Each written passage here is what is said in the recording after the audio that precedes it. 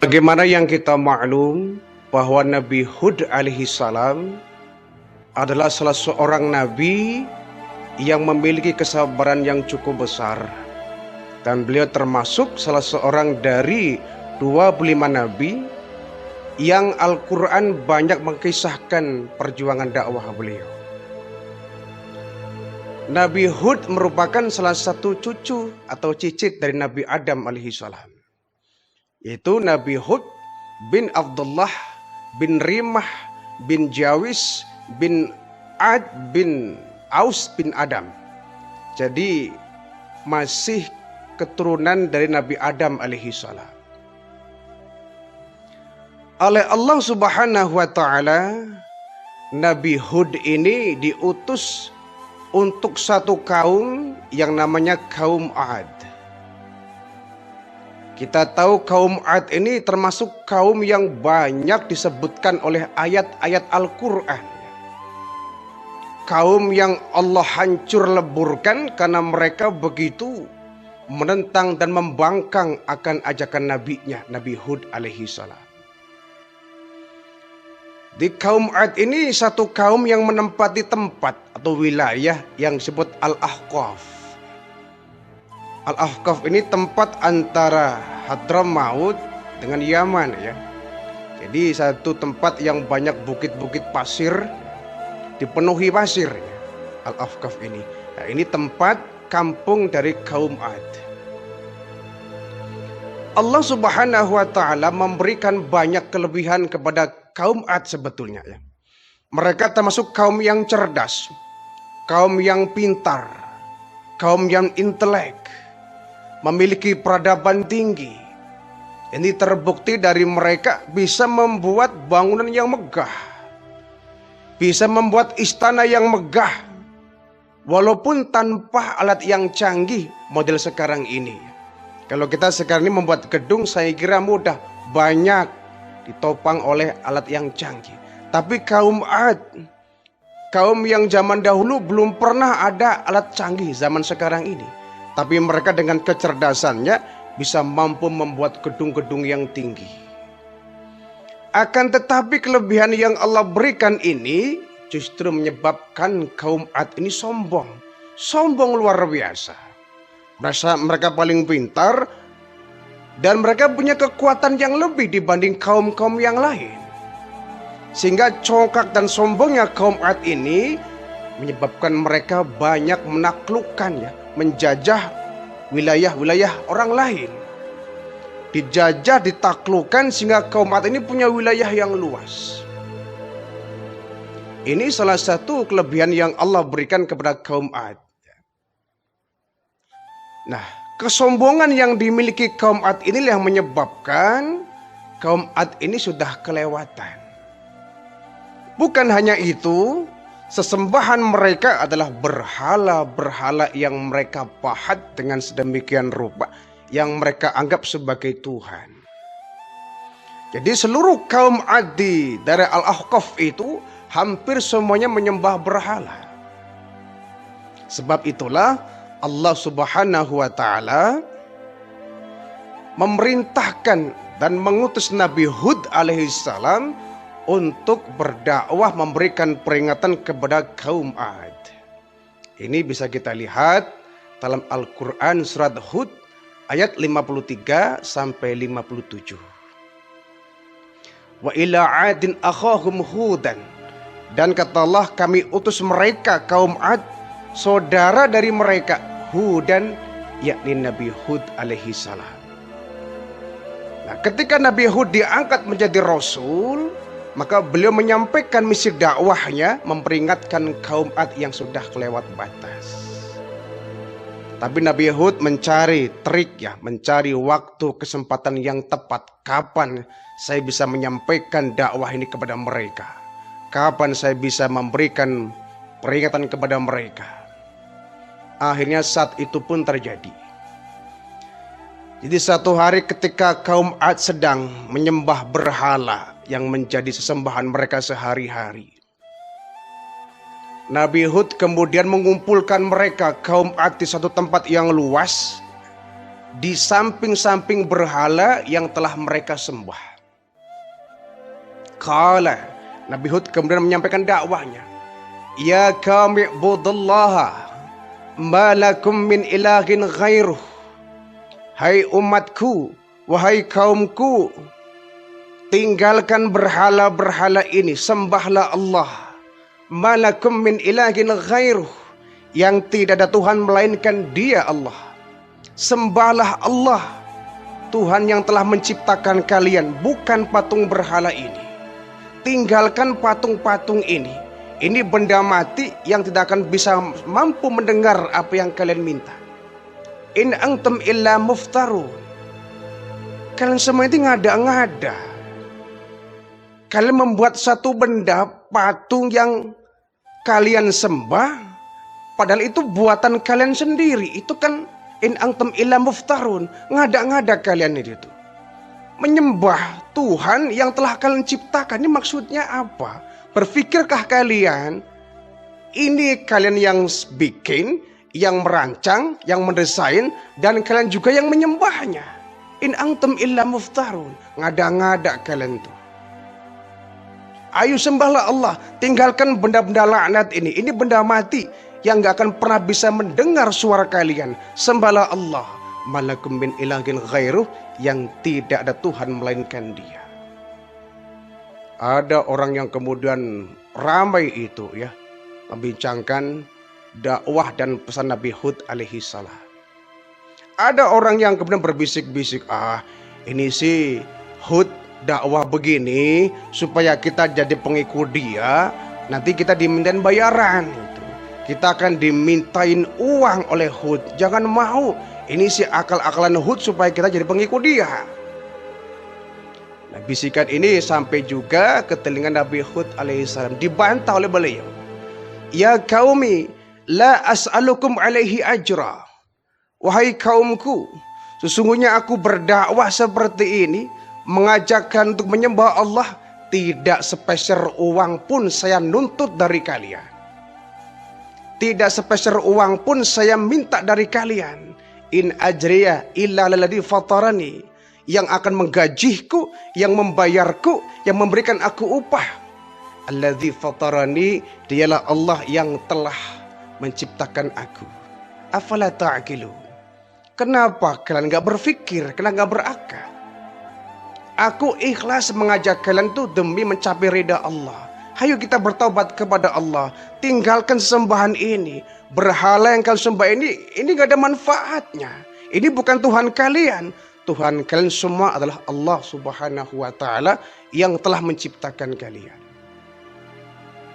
Di dakwah seperti ini, mereka kemudian membantah.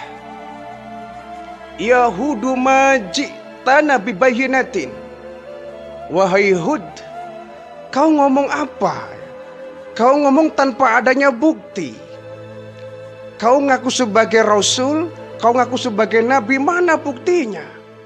Wa man nahnu bitariki alihatina an kaulika. Jangan harap kami akan percaya dengan ucapanmu itu. Jangan harap dengan ucapanmu itu, dengan ajakanmu, kami akan percaya. Wa man nahnu laka bimu'minin. Dan sekali-kali kami gak akan pernah percaya dengan ucapanmu wahai Hud. Kami gak percaya dengan ucapan dan ajakanmu. Kata Nabi Hud, hai kaumku, kenapa kalian berkeras hati? Bukalah pikiran kalian, bukalah hati kalian, sembahlah Allah, terimalah dakwahku.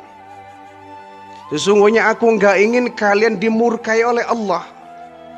Kalau kalian membangkang seperti ini akan turun azab, dan semua kalian akan binasa, tidak akan mampu menghadapi azab Allah. Kata mereka, ya sudah Hud, coba buktikan azab Tuhanmu. Coba buktikan. Bisa nggak Tuhanmu mengazab kami, menghukum kami? Ini salah satu dari sifat keras hatinya kaum Ad. Mereka sama sekali tidak percaya dengan ajakan Nabi Hud alaihissalam. Akhirnya betul, atas sikap mereka yang membangkang itu Allah menghukum mereka.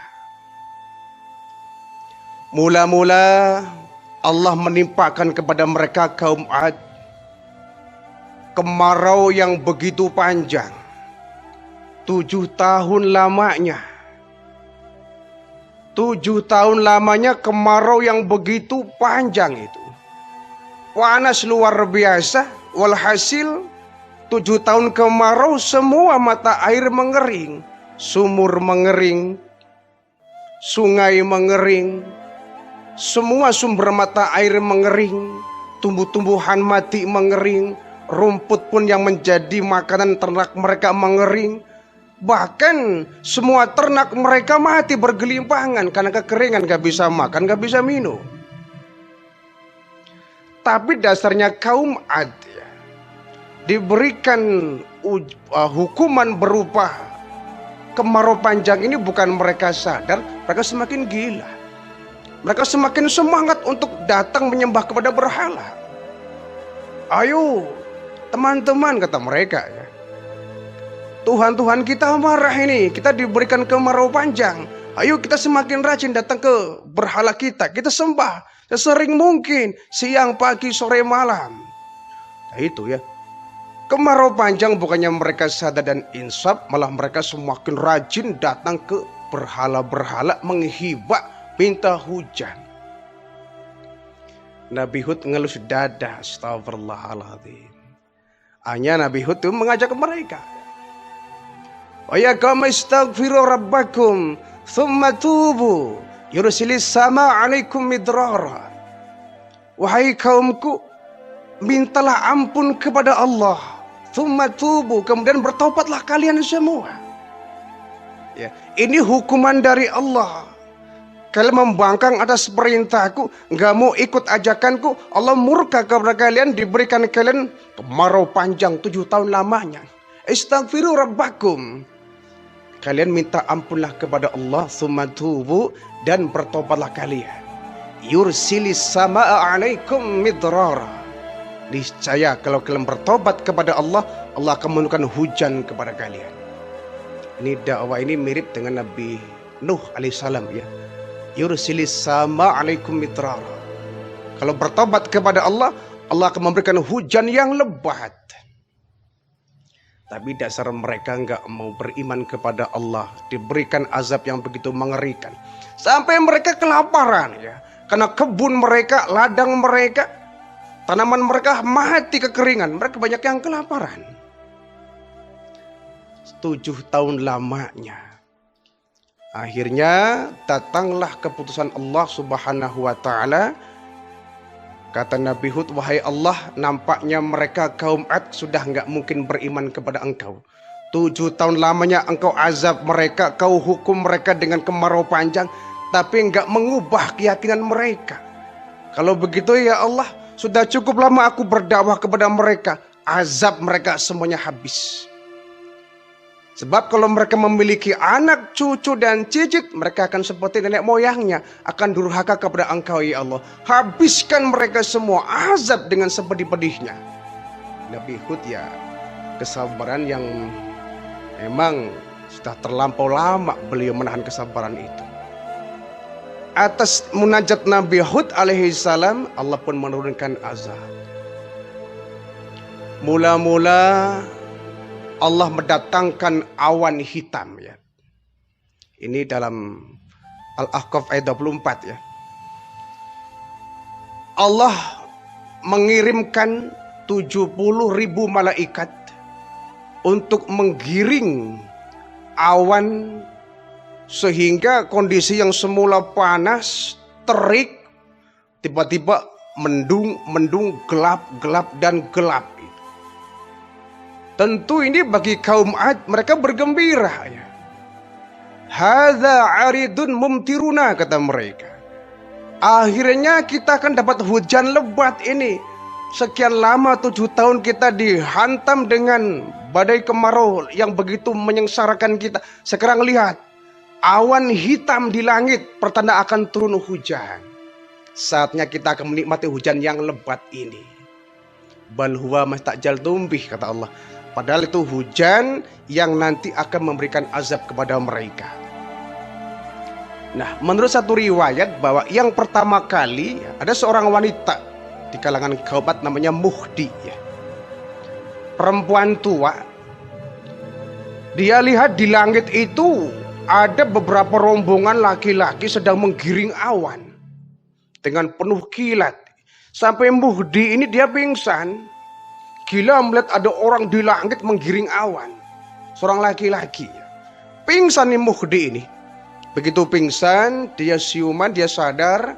Ada yang nanya, wahai Muhdi, kau pingsan ada apa? Wahai tuan-tuan, aku lihat di langit ada beberapa orang laki-laki menggiring awan. Aku begitu takut melihatnya. Yang dimaksud adalah malaikat ya.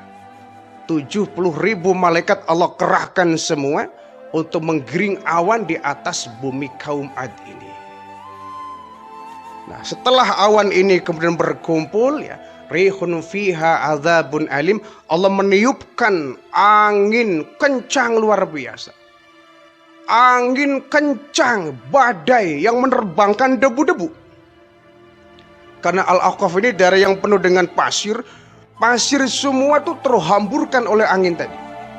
Berhamburan di langit sehingga langit menjadi gelap ya, dengan adanya debu-debu yang berterbangan.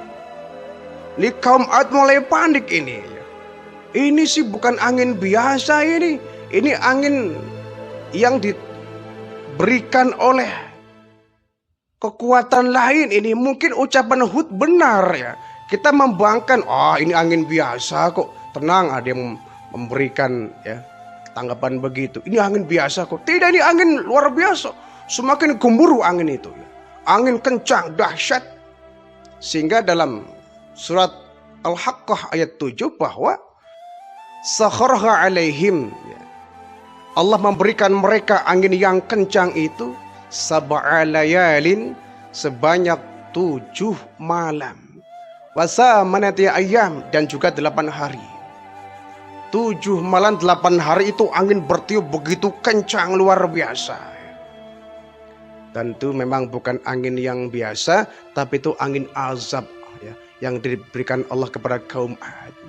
Husuman fatra kami fiha sur'a, sehingga dengan angin itulah orang kaum Ad bergelimpangan, mati luar biasa. Seperti pohon-pohon yang diangkat, yang tumbang karena rapuh. Jadi dengan angin itu ya sebelum Nabi Hud diajak untuk menyingkir ya. Ketika Nabi Hud menyingkir, Allah hantam kaum Ad ini dengan angin yang begitu kencang luar biasa. Dengan angin itulah semua kaum Ad itu berhamburan, diterbangkan oleh angin, dan mereka seperti pohon-pohon yang tumbang. Inilah azab kaum Ad akibat mereka membantah akan ajakan Nabi Hud alaihi